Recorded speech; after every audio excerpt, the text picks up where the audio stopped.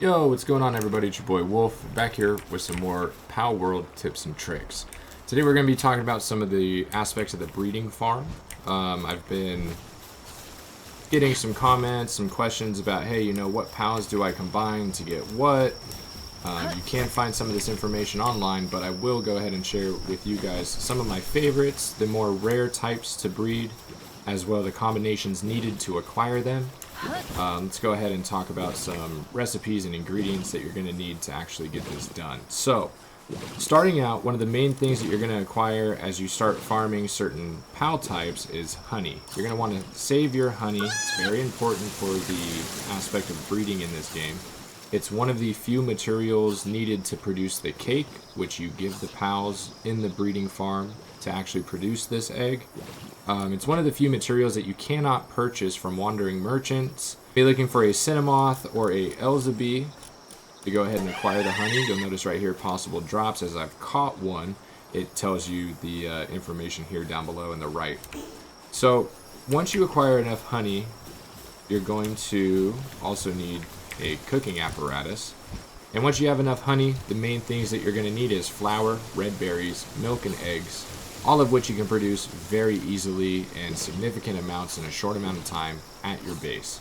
So if you were to produce a cake, you would do so, get one finished up, you'd head over here to the breeding farm, and you'll notice here is a breeding box. I already have a cake waiting in here, so we'll go ahead and let this one do its thing.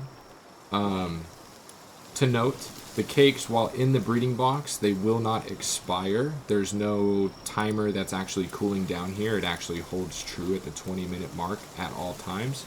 So do be cautious of that if you store them in here, as if you have a wandering PAL that makes its way into the breeding box, you might end up with an egg that you didn't quite plan for.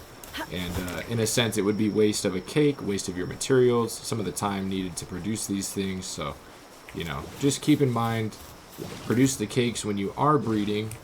Don't leave too many out and about, especially don't leave them in the cooling box or in the feed box, as they will expire. Even though we have him assigned to cooling, some of this stuff will eventually actually end up disappearing from the inventory, as he will wander and walk away at certain points. So, let's talk about some combinations of PALs that you can utilize to get some really good early on PALs for your party. One of which would be Anubis, which is actually a later game boss. I actually have the boss here. Now, if you want to get yourself an Anubis, what you're going to need is a Bushi, either male or female, which this is a level 23 world boss. That's why I say you can get Anubis fairly early on, as you will partner the Bushi in the breeding farm with a Pen King right here. So if you put them in the breeding box, you put a cake in the box for the two to breed, and you will acquire an egg, at which point you will hatch that egg and you will receive yourself an Anubis for your party. Now, Anubis is great to have as early on as you can possibly acquire one, in my opinion.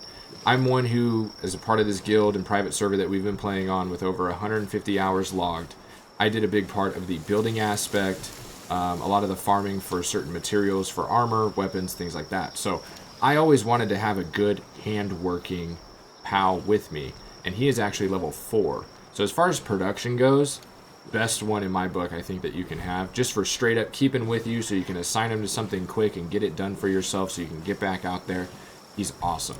So following Anubis, let's go ahead and talk about another one, and that is the Grizzbolt, which if you guys see down here, we have one. This one's actually mine. And Grizzbolt, he's pretty cool. There's actually certain PALs that have different attachments, certain gear that you can actually get for them. And Grizzbolt actually has this huge oversized minigun, and it is a lot of fun to use. It is a legendary attachment type deal, or key item for a PAL that you can acquire. And it's pretty demanding as far as the materials go, but it is a lot of fun to use. So how do you get a Grizzbolt? Well, you're going to be combining a Masanda. Let me go ahead and show you guys what that looks like. You're going to need a regular type Masanda right here. This is my Guildie's Souls. One Masanda and a Rayhound. And this will, upon putting in the breeding box with an additional cake, You will produce an egg. Once you hatch that huge electric egg or lightning egg, whatever they word it as in this game, you'll produce yourself a Grizzbolt. So, we covered a couple. Now let's go ahead into some more of the juicier aspects. Now, some of these guys, these next 3 that we're going to be doing, they're a bit more rare to get early on, even in mid-game. So I would recommend doing it if you can. Now, if you can, that's great. If you cannot, don't worry. You can always do it later on down the road, because eventually you're going to be of proper level to capture the pals needed to actually get these breeding recipes. But the next one, the next one we're going to cover, in fact, calls for a Grizzbolt, which we just talked about how to acquire. So if you hatch a Grizzbolt from the recipe we just covered, you'll take a Grizzbolt, assign it to the breeding farm, and if you pair that with the Relaxarus, one of these guys, you will then produce an Ozerk, which is very OP lightning type and dragon type. And I wish I would have known that, because I could have done this a long time ago and had him for some of the fights I wish I had him for as far as the boss content goes in certain zones. He would have been great. I actually got him late game, so hey, if you can get him now, go ahead. Following Ozerk, we have Astegon, which is this big boy right here. Big old dragon type, also dark type. Very tanky. He's got level 4 mining, and his moveset is OP. I'm a big anime fan, if you can't tell by the, flag in the background. I also have pain tattooed here, but of other series as well. The Dark Laser, to note, this move here is like Gojo's Hollow Purple from Jujutsu Kaisen. It looks amazing. Like one of the, I think, coolest visual moves in this game. And bar none, in my opinion. Anyway, you want to acquire an Astegon, you're going to need a Suzaku. This is the big boss that I caught. There are smaller ones, just to note. You don't have to catch the boss for this one. But you take a Suzaku, and you actually breed that with the Relaxarus. So if you get one of these guys early on, great to have, because there's multiple breeding recipes already. We've already covered 2. And there's others as well that I'm not going to cover in this video, just for sake of trying to keep this one a little bit short and sweet. So let's move on. After we have an Astegon, well, you're going to go ahead and then follow up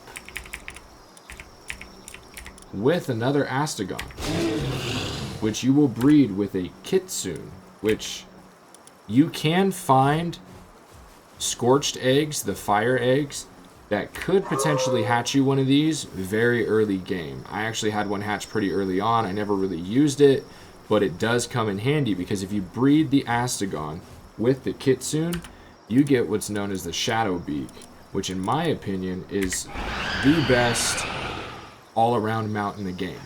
And I say all-around because it has good speed. It's also a running mount on foot, and it flies very well. The stamina consumption is very low, which is great. And he also just looks super cool. I don't want to give any spoilers about the Shadowbeak. If you guys play the game, you'll learn a little bit more about this as you get into the late game. I have mine leveled up fairly significantly, but you see a defense stat of over 1,000. You have the attack stat pushing, I'm going to be pushing 850 here pretty soon. Divine Disaster, another notable move. It's a charge forward attack, which leaves these glowing orbs, spheres, this aura in a trail left behind it, in which those like shoot lasers out. If you're an Elden Ring player, it's kind of like the Erd Tree Guardians, where they slam their staff down, it produces the big, almost like sun, and then it shoots these lasers at you, if you want to word it that way.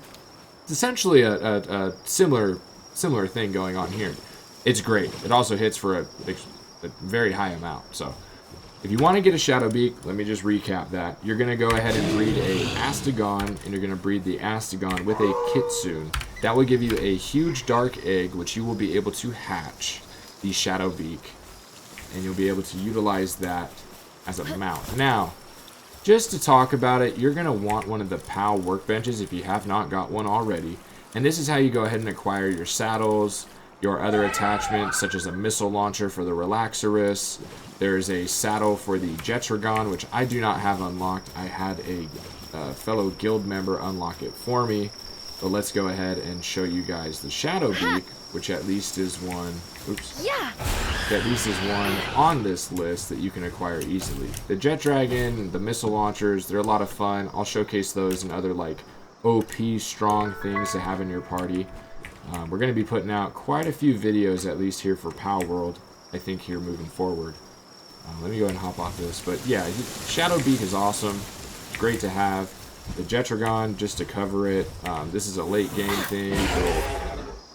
Little teaser of coming content, right? And this guy has like a full-blown missile launcher that is a lot of fun to use. But he's extremely fast. The Shadowbeak is not as fast as the Jetragon. Obviously, this guy is supposed to be at the speed of a jet. But yeah. Anyway, go ahead and hop off of here. Put him away. And we'll walk in here. So I spoke about quite a few types. There is one more bonus one, but you'll see here the huge, you know, rock type, the electro type for Grizzbolt. We also have Ozerk, we have Astegon, and we have a Shadowbeak. So one of each one so far that we've covered. Now let's go ahead and talk about one final one, and that is the Frostallion Noct, which is the like dark nocturnal version of the Frostallion. The level 50 boss up in the ice and tundra zone. Extremely difficult. I am at level 45 with some OP types, and I've yet to actually go take that on again. I failed at my first attempt.